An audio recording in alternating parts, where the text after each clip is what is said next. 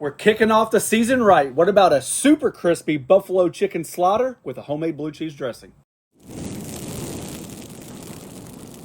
To get the party started, we need to marinate our chicken.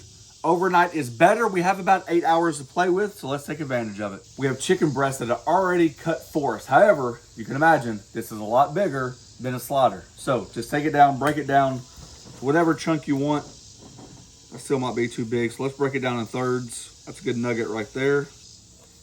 That'll work for us right there, okay? Because it doesn't matter whether you want chicken breast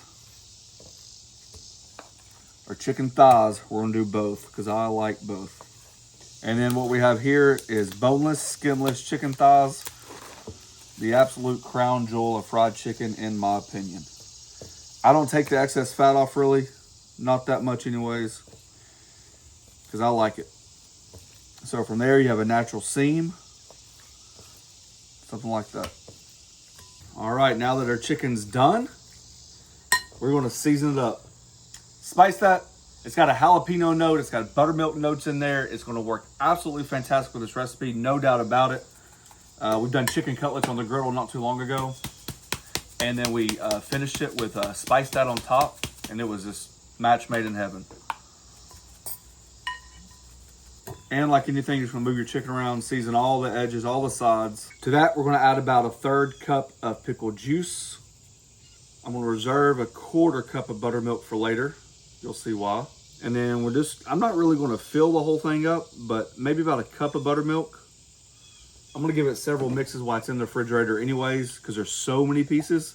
So I'm not worried about how high it comes up or anything like that. So we'll be able to move this around and make sure all the pieces absorb all that liquid. All right, in the refrigerator it goes, covered. And then I'm going to stir it for about every hour, and we're going to give it a good 6 to 8 hours. And while our chicken is marinating in that buttermilk, the best part about this whole recipe is not only the crispy buffalo chicken, but I believe the blue cheese dressing. Obviously, I am, not skeptical, the other way. Thank you that I make one of the best blue cheese dressings on planet Earth with one secret ingredient that I'm letting you all guys know about. Here we go, equal parts mayonnaise, sour cream. You guys know the drill. I opted to get a smoked blue cheese. You guys can do whatever blue cheese you want to.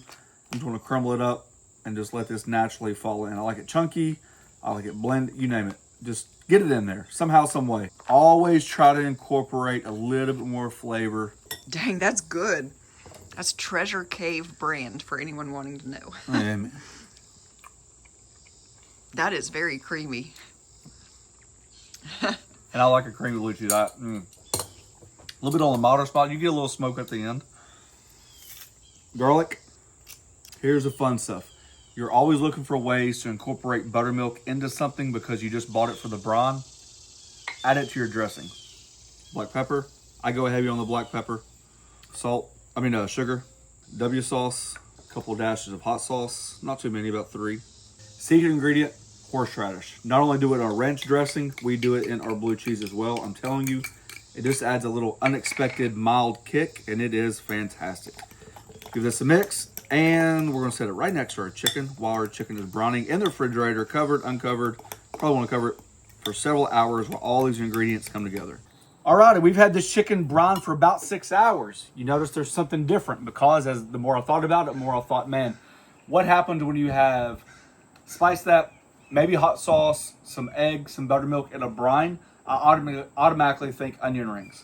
The onion rings have nothing to do with the chicken flavor, okay?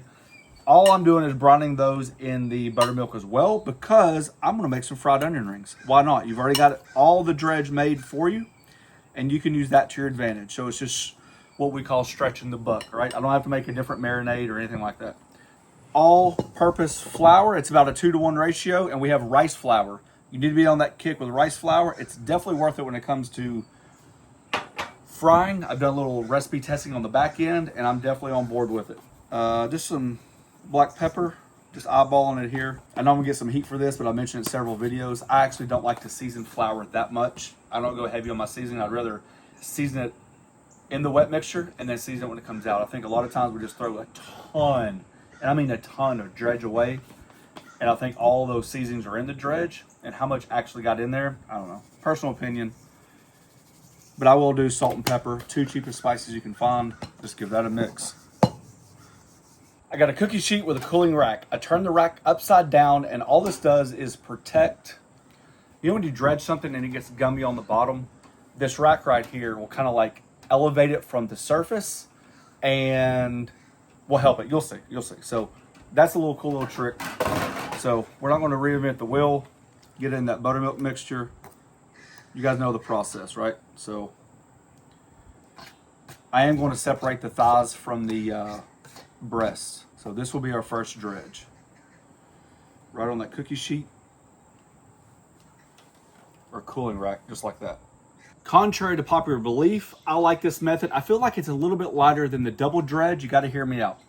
Once you create all your chicken, you're going to start noticing that flour is going to start like basically absorbing to the buttermilk and all that other stuff, and it creates like a paste. Instead of dipping it back in the buttermilk and back in the flour, I simply just pick it up. Back in the dredging station it goes, and I call this my double dredge. I think it's crispier and it's not as heavy. I think it creates a better coating. That's just me. So this is what I'm going to call the double dredge. Chicken's done on that second dredge. I don't want to show this too much, but since I've already done it and mentioned it, the same idea applies. So I just do a small amount, dredge them, take them out, let them sit for about 10 minutes. And then right before we go to fry, I'll dredge those again. There's a lot of old schoolers out there in the South especially that like to actually fry onions in the oil because they feel like it flavors the oil. So if you wanted to do the same exact method, you could probably fry your onion rings first to get maybe some imparted flavor. Completely up to you.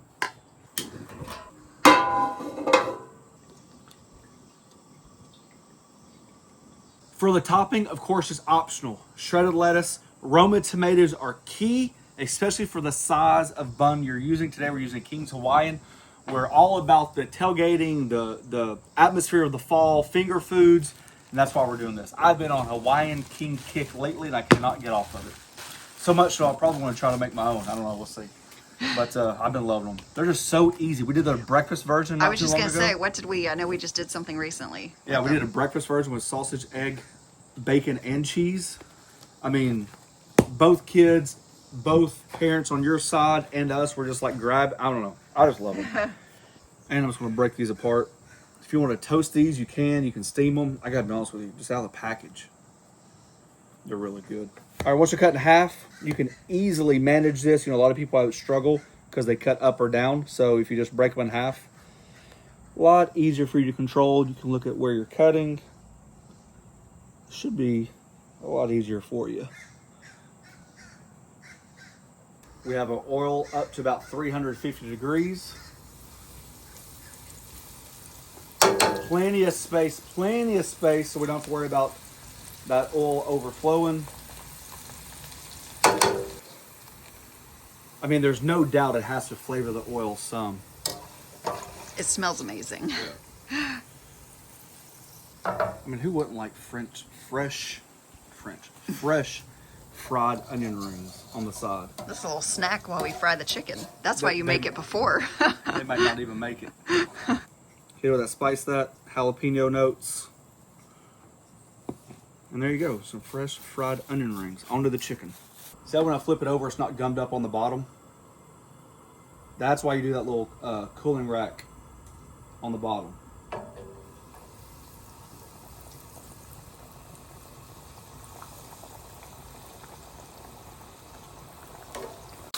And once your chicken comes up to temp, remember on your breast, you probably want to get them off right away.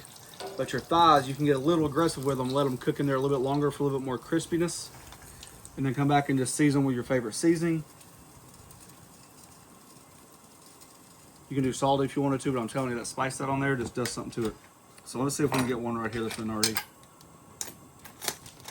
Ooh, crispy. All right, that chicken's done. Just listen to this, listen.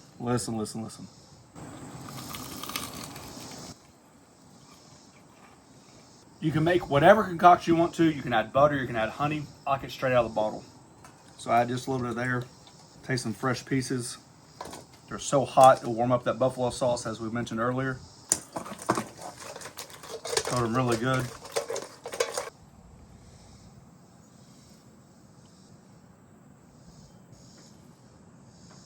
Look how thick that is now. Look at that right there. Those chunks of blue cheese. If you wanted to toast some like mozzarella on here, you absolutely could, but with the blue cheese, I'm good with it. I like to get those chunks on there. Remember, we have some shredded lettuce, but it's completely up to you however you want to do it. Top that thing off with a tomato. And just hope that you can get away with eating that with one bite. Jeez. What do you think? Looking good? Looking messy. Oh yeah, that's why I like it. Honestly, at this point, you got to say to yourself, how in the world is that not good? So, as you can see, it's got to be 110 degrees today. By the time you guys get this video, football is going to be in full swing. The back porch is getting done. There's still a lot to do, but the kitchen is looking so good. I know you guys are so excited to see it. But kind of like a words of coming forward, right? So like how we're going to do going forward. The whole reason for us doing our kitchen was to bring you guys inside a little bit more. We're not changing, obviously, what we do on the griddle. However, the older I get, the more I do not like cooking in 100-degree heat. I don't care if it's covered or not. And I honestly don't like cooking when it's 17, 5, or 0 degrees.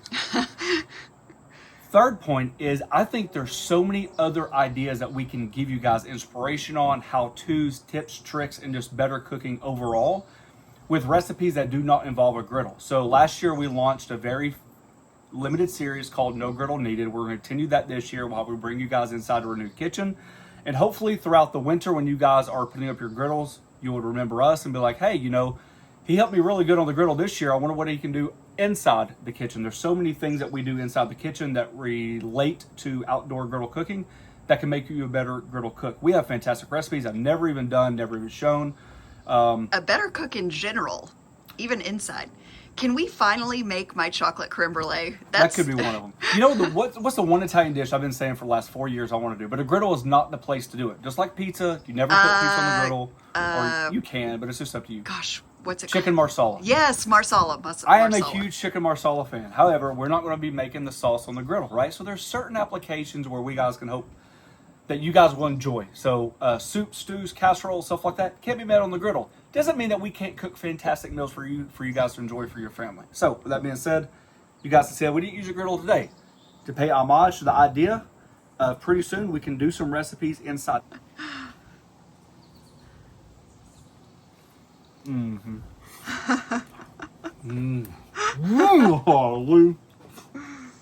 That dressing. Did we say that dressing recipe will be on pelletsandpits.com? The good thing about this sandwich is it's so good and so messy you can't put it down. So once you have it in your hand, then you can give your wife a bite. Dang, that does look good. I'll see how you're eating it because you don't have to get your hands messy. I'm gonna start doing that. That's a 10 out of 10. We've done buffalo chicken so many ways, from smoked dips on pellets and pits to buffalo chicken pinwheels, crispy buffalo chicken sliders. Dang, or that sandwiches. is good. You have to give me a minute. You got it all over there. I want people to know. This is called a badge of honor. People call it messy. I'm not stopping. And don't you dare forget about these nuggies that we made. Put those on the slider too. I mean, don't be stingy.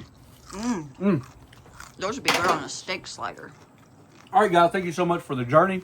We appreciate you guys. As a matter of fact, while I was just explaining my thoughts, we just got another email that said, thank you so much for the recipes. We really enjoyed it. And that's what it's about, bringing you guys inside, so hopefully we can expand your culinary journey. As always, find us on Instagram, find us on Facebook. There's a join button down below. It's a membership program. We thank each and every one of you for taking time for doing so. Last but not least, thanks for watching. Don't forget to press that subscribe button, pound the notification button, share with your friends. Peace.